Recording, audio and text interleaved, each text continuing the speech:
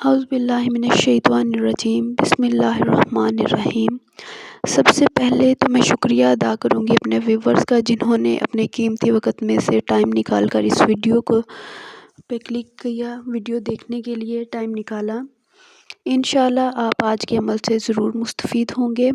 آج میں آپ کے ساتھ جو عمل شیئر کروں گی وہ دین، آپ کے نفس، آپ کی اولاد، آپ کے اہل و عیال اور مال کی حفاظت کے لیے یہ عمل ہے۔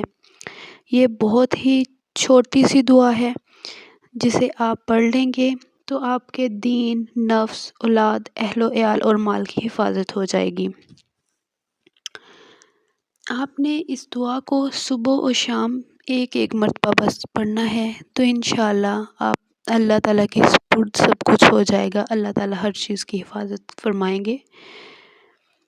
دعا یہ ہے: بسم اللہ علی دینی و نفسی و ولدی و اہلی و مالی، جس کا ترجمہ کچھ یوں ہے: اللہ کے مبارک نام کا فیضان ہو میرے دین پر، میری جان پر، میری اولاد پر اور میرے اہل و عیال پر اور میرے مال پر۔